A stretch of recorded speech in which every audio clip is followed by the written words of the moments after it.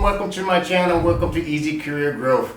Easy Career Growth is a place where we try to break down monumental tasks into something that's very, very chewable, something that's very, very easy to digest so you can get on with running your business. In today's topic, we're going to talk about influencing people. So in this video, I'm going to give you 5 key strategies to influence people.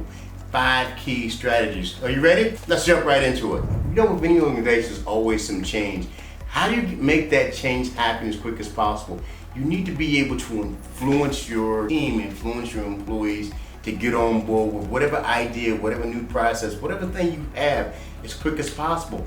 How do you do that? There's some strategies set up to do it. We're going to go through someone else today briefly. So, number 1, clear expectations and communication.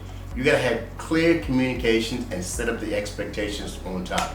First and foremost, you have to be really, really clear about what you want to do. Clear. I mean, so you roll out something and you're fumbling and you're mumbling and you're reading from a piece of paper.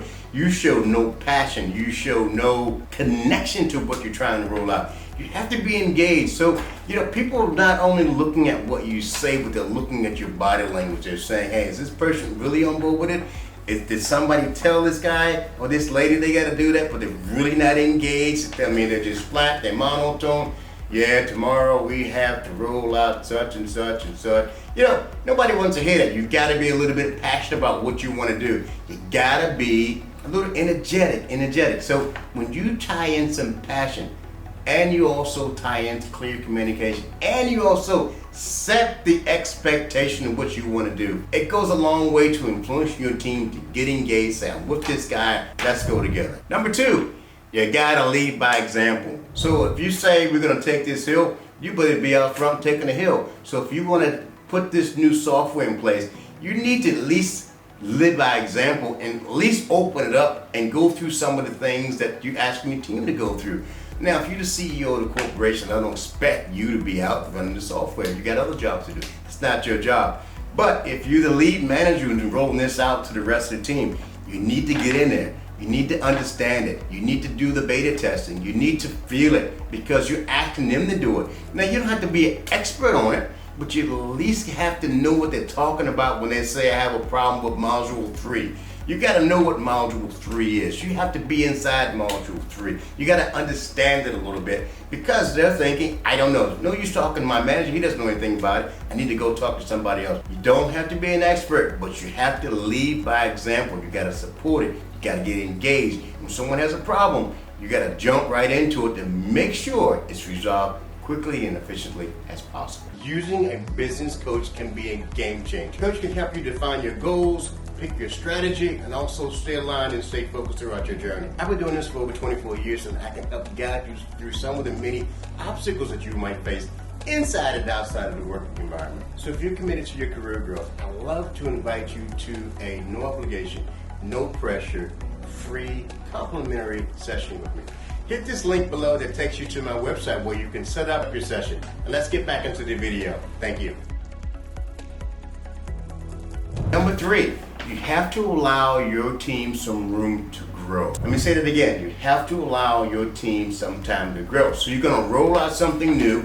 You want to influence your team to get engaged as soon as possible. So you're going to allow them to take some training, right? And you're going to give them some type of reward, some recognition when they've done the training because it's something new. You want to get them engaged. Maybe you want to celebrate at the end. Maybe in the middle of the training you want to bring in pizza, you want to do something. You're trying to make this thing fun. You're trying to make this thing engaging. You're trying to reward them a little bit. Not always talking about money, but you need to do something. Hey guys, we got something new. The expectation is everybody be up to speed by this point.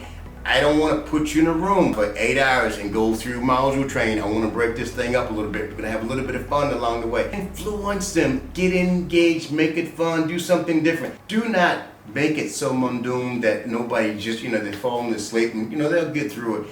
But I can tell you, if you make it fun, you make it engaging, it will go a long way to get your people through the training to the very end as quick as possible. Number 4, put some programs in place that awards people when they do something good.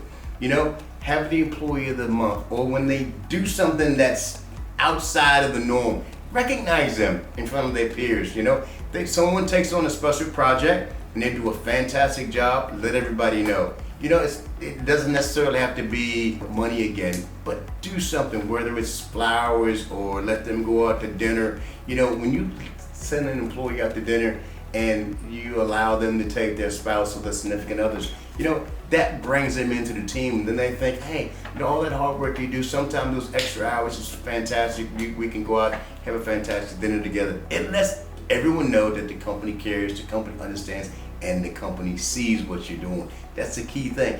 And when the company sees what you're doing, that means your co-workers and your peers see what you're doing. Key things. So you want to influence people? Recognize people. Recognize people when they're doing a good job. Now, doesn't mean on the opposite, when someone's doing a bad thing, you drag them out over the carpet and you put them in front of everybody. No. You do those things quietly and privately. But when someone does a great job, hey, push it up, let everybody see. It goes a long way. Number 5, and the last one, is you want to get your team to collaborate. You want them to work with other people. You want to get some interaction. You want some cross-pollination. You want people to work together because everybody's got different ideas, thought processes, different experiences. When you bring all this stuff together, and people feel good, people feel happy, people feel excited, people feel engaged, then you're gonna get the best of the best, right?